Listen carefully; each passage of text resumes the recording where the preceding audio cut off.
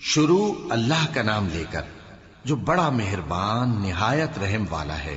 کاف ہا یا عین صاد، یہ تمہارے پروردگار کی مہربانی کا بیان ہے جو اس نے اپنے بندے زکریا پر کی تھی جب انہوں نے اپنے پروردگار کو دبی آواز سے پکارا اور کہا کہ اے میرے پروردگار، میری ہڈیاں بڑھاپے کے سبب کمزور ہو گئی ہیں اور سر سفید بالوں کی وجہ سے چمکنے لگا ہے، اور اے میرے پروردگار، میں تجھ سے مانگ کر کبھی محروم نہیں رہا، اور میں اپنے بعد اپنے بھائی بندوں سے ڈرتا ہوں، اور میری بیوی بانجھ ہے، پھر بھی مجھے اپنے پاس سے ایک وارث عطا فرما جو میری اور اولاد یعقوب کی میراث کا مالک ہو، اور اے میرے پروردگار، اس کو خوش اخلاق بنائیو۔ فرمایا اے زکریا، ہم تم کو ایک لڑکے کی بشارت دیتے ہیں جس کا نام یحییٰ ہوگا، اس سے پہلے ہم نے اس نام کا کوئی شخص پیدا نہیں کیا۔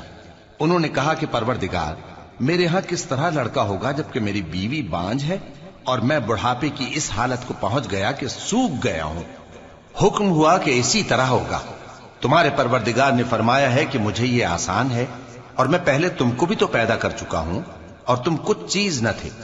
کہا کہ پروردگار، میرے لیے کوئی نشانی مقرر فرما۔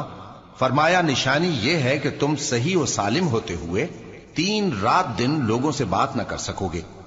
پھر وہ عبادت کے حجرے سے نکل کر اپنی قوم کے پاس آئے تو ان سے اشارے سے کہا کہ صبح و شام تسبیح کرتے رہو۔ فرمایا اے یحییٰ، ہماری کتاب کو مضبوطی سے تھامے رہو، اور ہم نے ان کو لڑکپن ہی میں دانائی عطا فرمائی تھی اور اپنے پاس سے شفقت اور پاکیزگی دی تھی، اور وہ پرہیزگار تھے اور وہ اپنے ماں باپ کے ساتھ نیکی کرنے والے تھے اور سرکش اور نافرمان نہیں تھے۔ اور جس دن وہ پیدا ہوئے اور جس دن وفات پائیں گے اور جس دن زندہ کر کے اٹھائے جائیں گے ان پر سلام ہے۔ اور کتاب یعنی قرآن میں مریم کا بھی تذکرہ کرو، جب وہ اپنے لوگوں سے الگ ہو کر مکان کے مشرقی حصے میں چلی گئیں، پھر انہوں نے ان کی طرف سے پردہ کر لیا تو ہم نے ان کی طرف اپنا فرشتہ بھیجا، سو وہ ان کے سامنے ایک خوبصورت مرد کی صورت میں آیا۔ مریم بولی کہ اگر تم پرہیزگار ہو تو میں تم سے بچنے کے لیے رحمان کی پناہ لیتی ہوں۔ فرشتے نے کہا کہ میں تو تمہارے پروردگار کا بھیجا ہوا یعنی فرشتہ ہوں، اور اس لیے آیا ہوں کہ تمہیں پاکیزہ لڑکا بخشوں۔ مریم نے کہا کہ میرے ہاں لڑکا کیوں کر ہوگا جبکہ مجھے کسی مرد نے بطور شوہر چھوا تک نہیں اور میں بدکار بھی نہیں ہوں۔ فرشتے نے کہا کہ یوں ہی ہوگا۔ تمہارے پروردگار نے فرمایا کہ یہ مجھے آسان ہے اور میں اسے اسی طریق پر پیدا کروں گا تاکہ اس کو ہم لوگوں کے لیے اپنی طرف سے نشانی اور ذریعہ رحمت بنائیں، اور یہ کام مقرر ہو چکا ہے۔ چنانچہ وہ اس بچے کے ساتھ حاملہ ہو گئیں اور اسے لے کر ایک دور جگہ چلی گئیں۔ پھر درد ذہ ان کو کھجور کے تنے کی طرف لے آیا، کہنے لگیں کہ کاش میں اس سے پہلے مر چکتی اور بھولی بسری ہو گئی ہوتی۔ تب ان کے ٹیلے کے نیچے کی جانب سے فرشتے نے ان کو آواز دی کہ غمناک نہ ہو، تمہارے پروردگار نے تمہارے نیچے ایک چشمہ پیدا کر دیا ہے، اور کھجور کے تنے کو پکڑ کر اپنی طرف ہلاؤ، وہ تم پر تازہ عمدہ کھجوریں گرائے گا، تو کھاؤ اور پیو اور آنکھیں ٹھنڈی کرو۔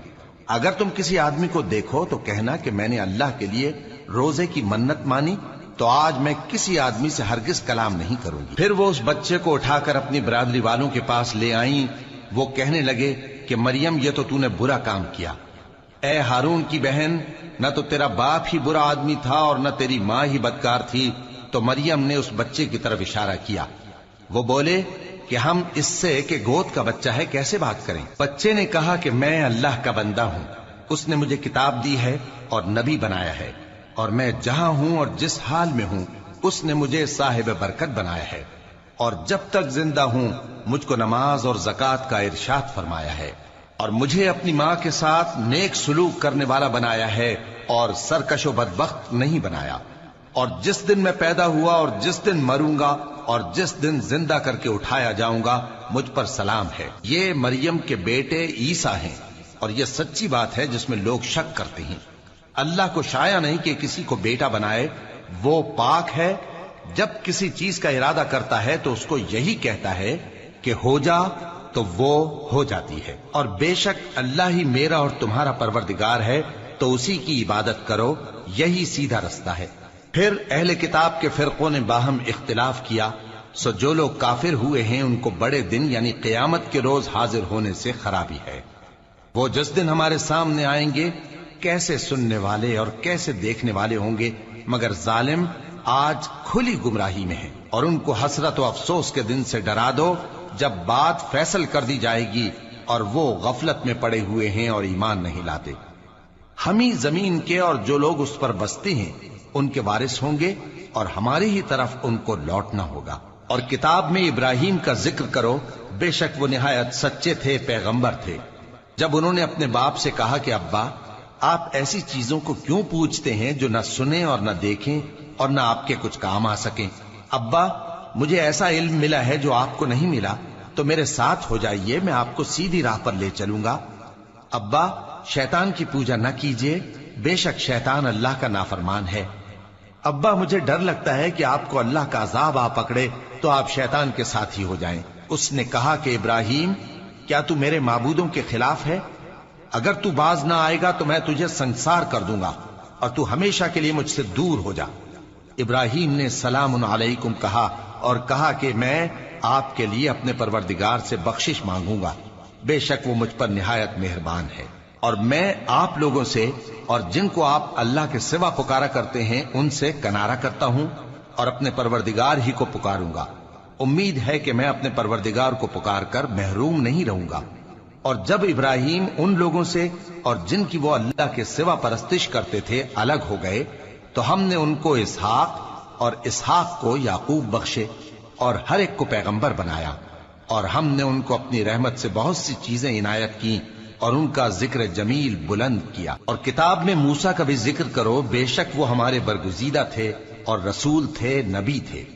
और हमने उनको तूर की दाहिनी तरफ से पुकारा और बातें करने के लिए नजदीक बुलाया और अपनी मेहरबानी से उनको उनका भाई हारून पैगंबर बनाकर अता किया। और किताब में इस्माइल का भी जिक्र करो, वो वादे के सच्चे और रसूल थे, नबी थे। और वो अपने घर वालों को नमाज और ज़कात का हुक्म करते थे और अपने परवरदिगार के यहाँ पसंदीदा थे। और किताब में इदरीस का भी जिक्र करो, वो भी निहायत सच्चे थे, नबी थे।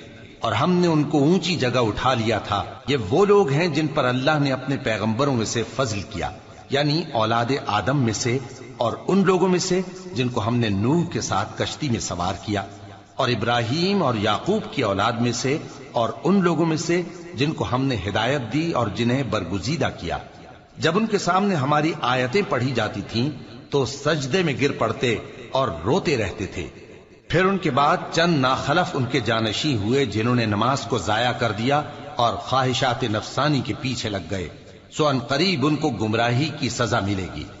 हाँ, जिसने तौबा की और ईमान लाया और अमल नेक किए तो ऐसे लोग बहिश्त में दाखिल होंगे और उनका जरा नुकसान न किया जाएगा, यानी हमेशा की बहिश्तों में जिसका अल्लाह ने अपने बंदों से वादा किया है कि जो उनकी आंखों से पोशीदा है।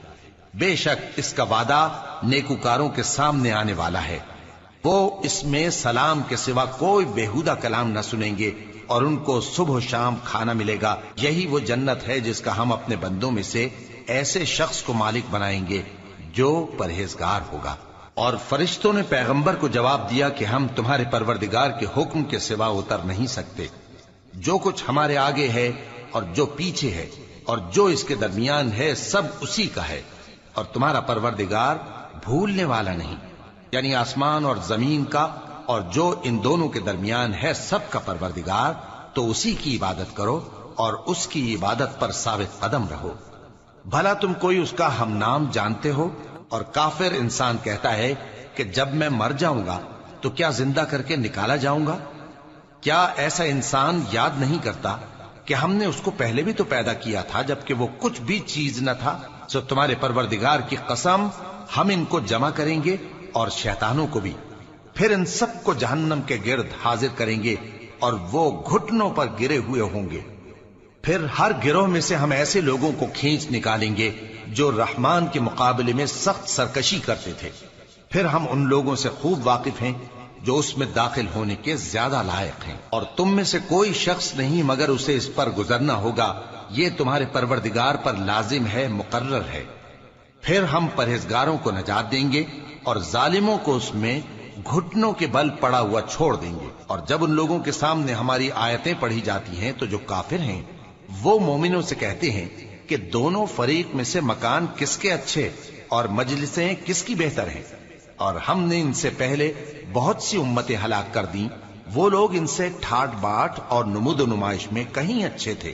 کہہ دو کہ جو شخص گمراہی میں پڑا ہوا ہے، رحمان اس کو آہستہ آہستہ مہلت دیا جاتا ہے، یہاں تک کہ جب اس چیز کو دیکھ لیں گے جس کا ان سے وعدہ کیا جاتا ہے، خواہ عذاب اور خواہ قیامت، تو اس وقت جان لیں گے کہ مکان کس کا برا ہے اور لشکر کس کا کمزور ہے۔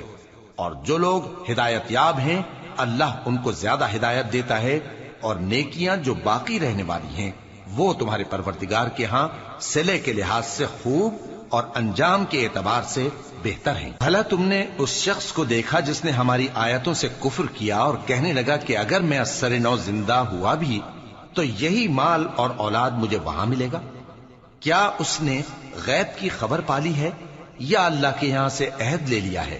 ہرگز نہیں، یہ جو کچھ کہتا ہے ہم اس کو لکھتے جاتے اور اس کے لیے آہستہ آہستہ عذاب بڑھاتے جاتے ہیں، اور جو چیزیں یہ بتاتا ہے ان کے ہم وارث ہوں گے، اور یہ اکیلا ہمارے سامنے آئے گا۔ اور ان لوگوں نے اللہ کے سوا اور معبود بنا لیے ہیں تاکہ وہ ان کے لیے موجب عزت ہوں۔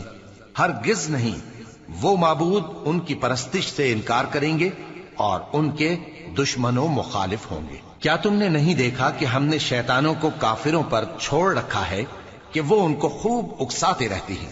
تو تم ان پر عذاب کے لیے جلدی نہ کرو کہ ہم تو ان کے لیے دن شمار کر رہے ہیں۔ جس روز ہم پرہیزگاروں کو رحمان کے سامنے بطور مہمان جمع کریں گے اور گنہگاروں کو دوزخ کی طرف پیاسے ہانک لے جائیں گے، تو لوگ کسی کی سفارش کا اختیار نہ رکھیں گے مگر جس نے رحمان سے اقرار لے لیا ہو، اور کہتے ہیں کہ رحمان بیٹا رکھتا ہے۔